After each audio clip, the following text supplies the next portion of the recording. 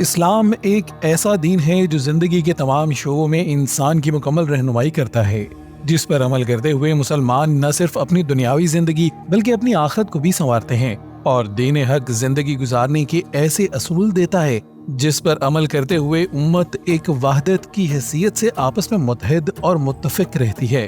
امت کی وحدت کے لیے اسلامی شریعت پر عمل کرنا اور دوسروں کو اسلام کی دعوت دینا بہت ضروری ہے۔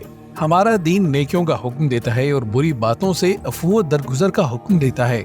امت مسلمہ کے اتحاد کی برکت سے جو اسلامی نظریہ وجود میں آتا ہے وہ مسلمانوں کو بہترین قوم بناتا ہے۔ مومنوں سے مخاطب ہوتے ہوئے اللہ تعالیٰ نے قرآن مجید میں ارشاد فرمایا، اگر تم سچے مومن ہو تو تم ہی غالب رہو گے۔ دنیا کے کسی بھی محاذ میں برتری اور غلبہ حاصل کرنا انسان کی فطری تمنا ہے، اور یہ اسی وقت ممکن ہو سکتا ہے جب ساری امت مسلمہ میں اتحاد قائم ہو، جو ان کو ایک دوسرے سے جوڑے رکھے، ایک دوسرے کا جانثار اور ہمدرد بنائے، اور ایسی شیرازہ بندی کرے کہ بڑی سے بڑی طاقت بھی ان کی راہ میں رکاوٹ نہ بن سکے، اور وہ کامیابی کے ساتھ دین اسلام کو تمام دوسرے نظاموں پر غالب کر سکیں۔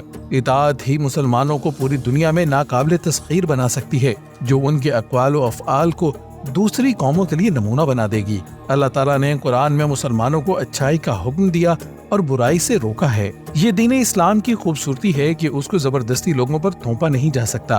اللہ تعالیٰ نے لا اکراہ فی الدین کہہ کر اسلام کو بازور قوت پھیلانا ممنوع قرار دے دیا ہے، بلکہ مسلمانوں کو آپس میں اتحاد قائم کرنے کا حکم دیا ہے۔ نبی کریم صلی اللہ علیہ وسلم نے ارشاد فرمایا کہ مسلمان آپس میں ایک دوسرے کے ساتھ اس طرح منسلک رہیں جس طرح دیوار کی اینٹیں ایک دوسرے کو سہارا دیے رکھتی ہیں، اور یہ سب مل کر خود کو ایک مضبوط اور مستحکم دیوار کی حیثیت سے قائم رکھتی ہیں۔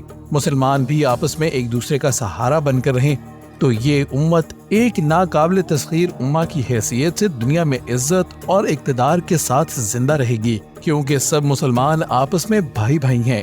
آج دین اسلام سے دوری اختیار کر کے مسلم امت ٹوٹ پھوٹ کا شکار ہو چکی ہے۔ ہماری خود غرضیوں اور ذاتی مفاد پرستیوں نے ہمیں کمزور کر کے نقصان پہنچایا ہے۔ اگر ہمیں بحیثیت امت ترقی کرنی ہے تو ہمیں اپنی صفوں میں اتحاد پیدا کرنے کی ضرورت ہے، اور یہ سب دین حق پر عمل پیرا ہو کر ہی ممکن ہے۔ اگر ہم اسلام اور اس کے بنیادی عقائد پر عمل پیرا ہو جائیں تو امت میں اتحاد قائم ہو سکتا ہے اور پوری دنیا میں دین حق کا بول بالا ہو جائے گا۔